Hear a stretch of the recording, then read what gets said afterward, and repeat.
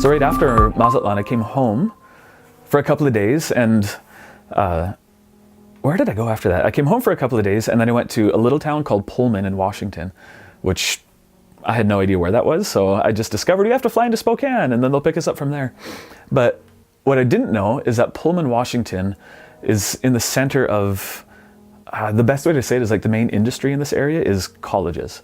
I think they said there's, I could be wrong, but I think there's 12 different colleges all within this area. There's Moscow in Idaho, Pullman, Washington, and a couple other places. So Washington State University and all these other ones. I kept getting them wrong and people get mad at me, but because they're very, very proud of their sports teams and stuff like that. And I don't know who they are.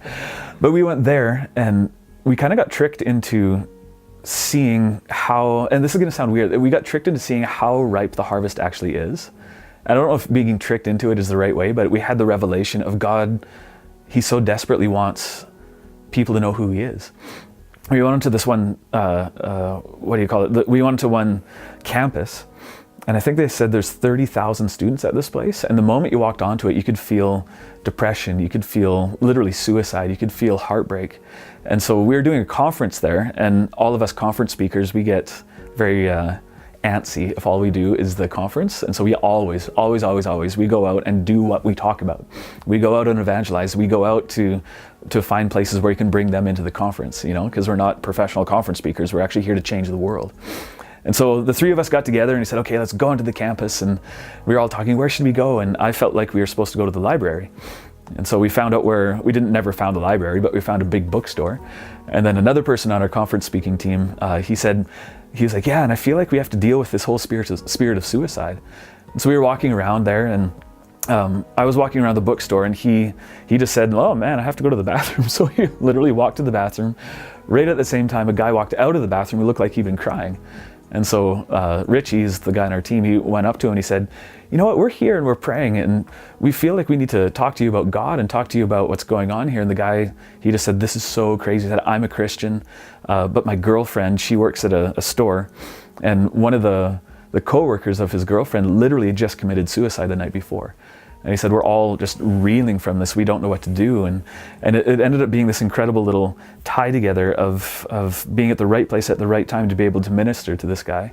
And then he said, oh yeah, and he pointed to the other conference speaker and he said, oh, we're here doing a conference that's being run by Paul. And he said, we have a really heart for college campuses and all that kind of stuff. And Paul piped up and he said, yeah, we were just in Fresno and went to Fresno State. And the guy that we were talking to said, no way, that's weird. I'm from Fresno.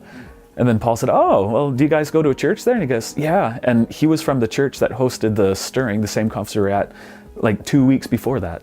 And we know his parents and all that stuff. So it's kind of cool how that all goes. And that's unfolding this thing now where together as a team, we're trying to figure out how can we influence the college campuses? And like as we speak, we're watching as a plan is unfolding to literally get into the stadiums, to start filling up the stadiums. We're actually going after this.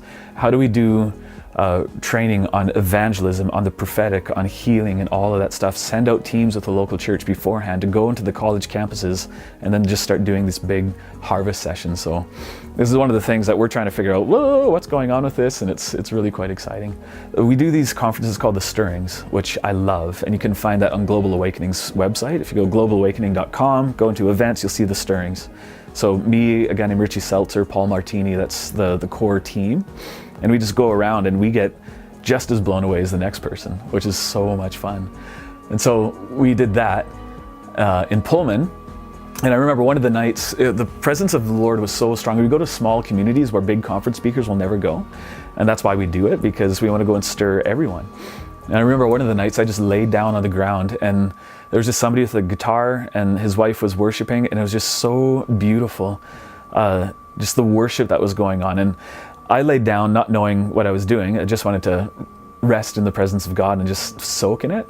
And it was funny because by the time I got up, I looked around and then literally the whole front was all these people, and mostly college-age kids were all laying down all around me, which was so cool, just resting in the presence of God. From there, we went over to Harrisburg, and then I spoke at another stirring of the Global Awakening headquarters, so that ministry that Randy Clark has pioneered. And we had one of our, I could easily say one of our most powerful stirrings.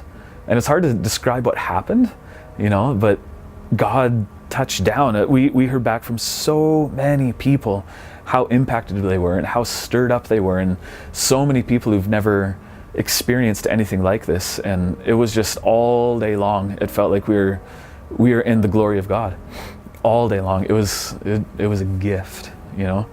It's 5 sessions a day, so it's hard work, but we did it, you know, flew home, and then doing this stuff. And tomorrow we go to Dubai, do it all over again. So